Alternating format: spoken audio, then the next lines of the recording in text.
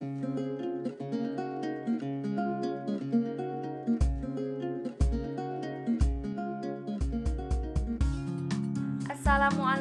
warahmatullahi wabarakatuh.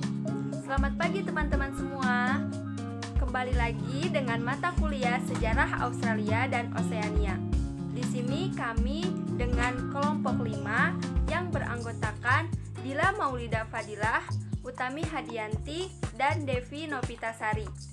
Di sini kami akan membahas mengenai lahirnya Commonwealth of Australia. Teman-teman semua, bisa diketahui bahwasannya munculnya istilah Commonwealth of Australia yang merupakan suatu gerakan perubahan konstitusi dan mengatur secara jelas agar tidak adanya perpecahan antar koloni. Ya, langsung saja masuk ke pembahasan di mana kami di sini akan membahas dua pembahasan. Yang pertama ada faktor-faktor yang mendorong gerakan federasi, dan yang kedua yaitu arti Commonwealth of Australia bagi lahirnya bangsa Australia yang satu.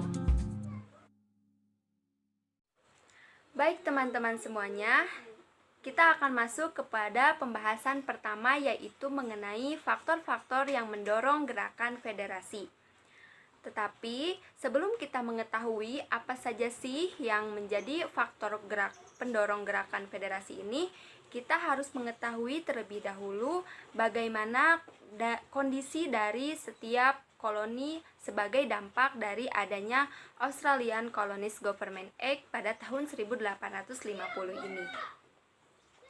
Nah, teman-teman semuanya, sejak dikeluarkannya Australian Colonies Government Act oleh pemerintah Inggris, nah sejak saat itulah kemudian Australia terbagi menjadi beberapa bagian, di mana koloni Australia paling pertama atau tertua yaitu New South Wales, di mana New South Wales ini terbagi lagi menjadi beberapa koloni, yaitu ada Tasmania pada tahun 1825, kemudian Australia Barat pada tahun 1829, dan ada Australia Selatan pada tahun 1836, kemudian diikuti oleh Victoria dan Queensland.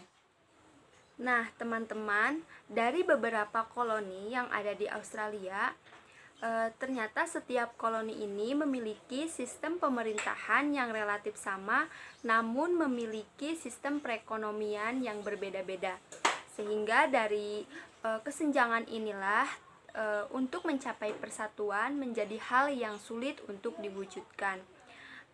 Tetapi pada tahun 1883 terjadi suatu upaya untuk menimbulkan persatuan, di mana adanya peristiwa yaitu Queensland bertindak untuk menguasai Irian Timur yang takut didahului oleh Jerman. Nah, dari adanya peristiwa Queensland ini, seluruh koloni yang ada di Australia bersatu padu untuk membantu Queensland agar dapat menguasai Irian Timur.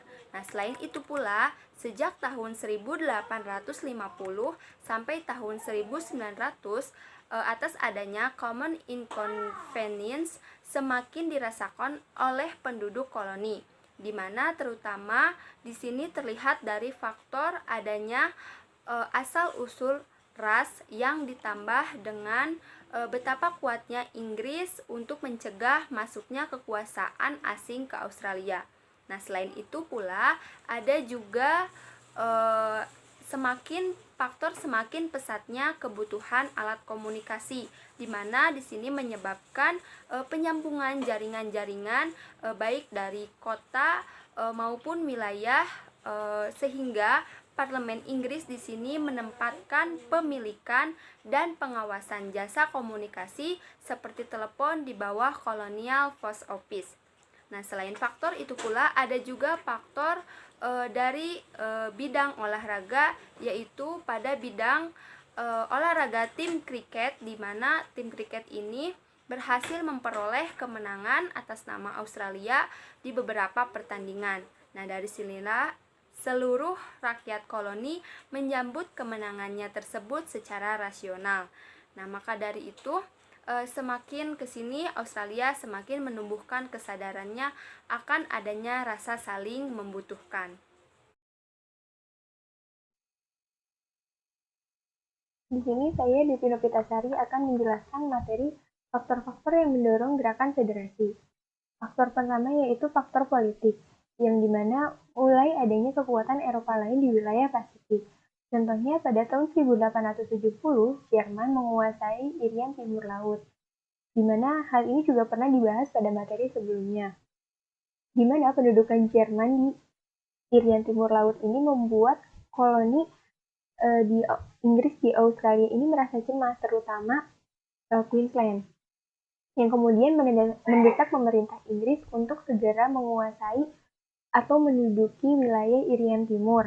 Namun Inggris menolak. Kemudian pada tahun 1883,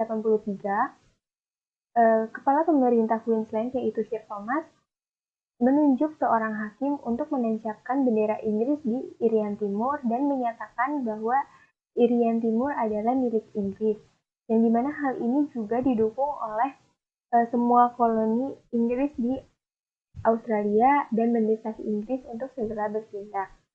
Kemudian faktor kedua yang mendorong gerakan federasi di Australia itu yaitu faktor sosial, yaitu munculnya common inconvenience atau ketidaksenangan bersama para koloni terkait adanya percampuran ras, di mana mereka ini tidak menghendaki adanya percampuran ras, karena mereka berpikir bahwasanya Australia ini diperuntukkan untuk orang-orang berkulit putih.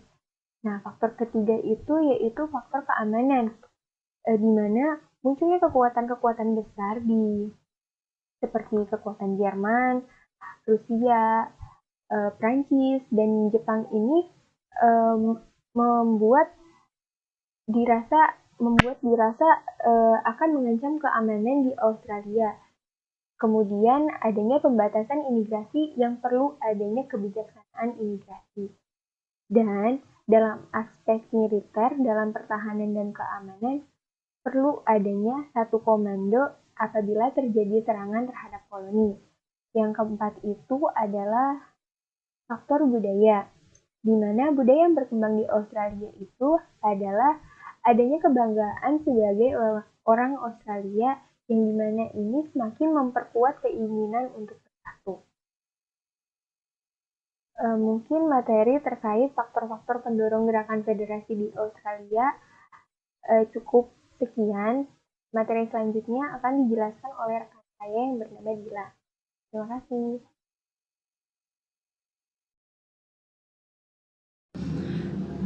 Nah, selanjutnya di sini saya akan menjelaskan mengenai arti Commonwealth of Australia bagi lahirnya bangsa Australia yang satu. Nah, di sini yang pertama itu ada Konvensi Federal 1 dan 2.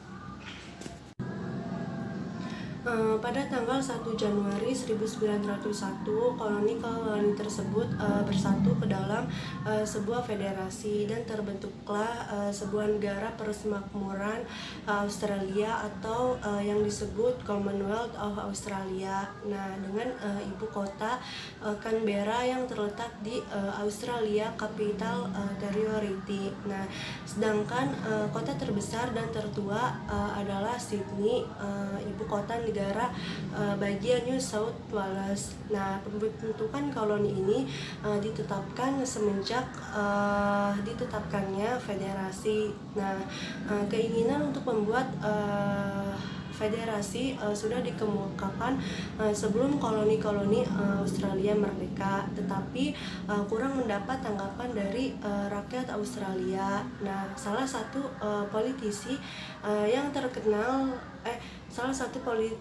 yang terkenal memprakarsai pembentukan federasi Australia adalah Sir Henry Parkes, atau negarawan terkenal dari New South Wales.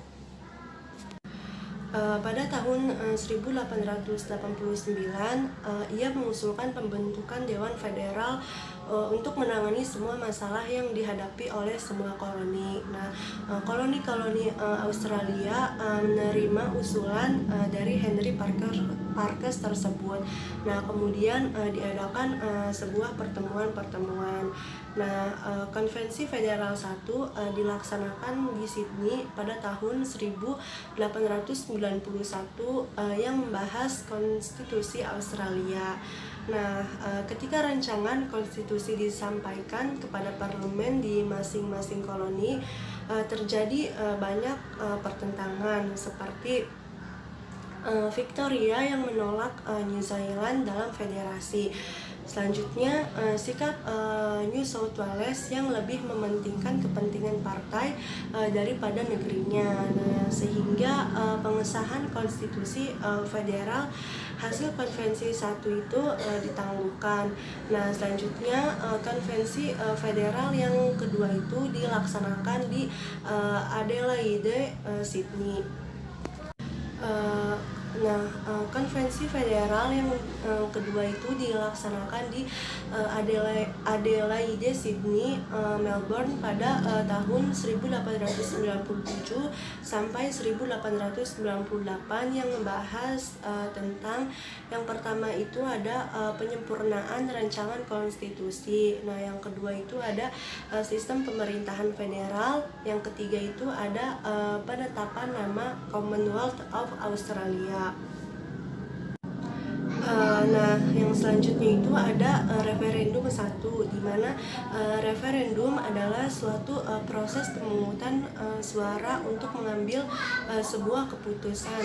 Nah, terutama keputusan politik, di mana keputusan tersebut dapat memengaruhi suatu negara secara keseluruhan. Nah, konstitusi yang ada di Australia juga menyediakan mekanisme referendum ini. Nah, referendum itu dapat diterima bila mayoritas pemilih mendukung isi dari referendum yang diajukan agar referendum dapat diterima di dalamnya.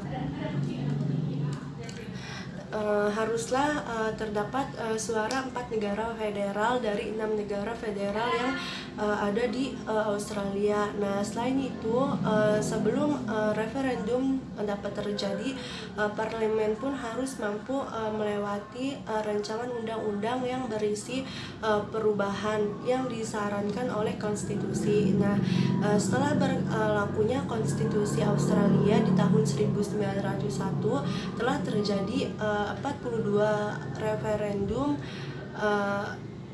yang telah diajukan oleh pemerintahan Australia. Nah, dari 42 referendum tersebut hanya referendum yang diterima dan mendapat dukungan masyarakat Australia. Nah, referendum yang diterima adalah referendum yang dilaksanakan pada tahun 1906, 1909, 1928, 1946, 1967, 1998 dan yang terakhir 1999.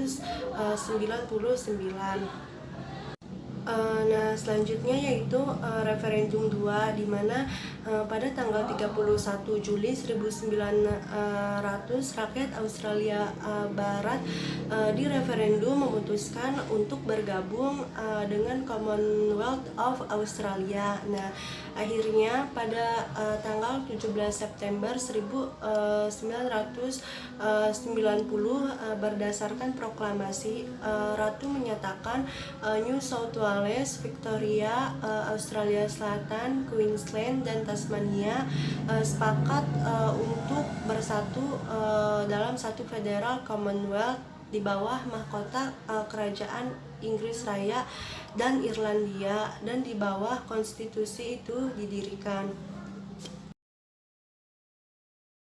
Ya teman-teman, itulah pembahasan materi dari kelompok kami mengenai faktor-faktor yang mendorong gerakan federasi, kondisi setiap koloni Australia pasca adanya Government Australian Colonies Act, kemudian arti dari lahirnya Commonwealth of Australia atas Australia yang satu.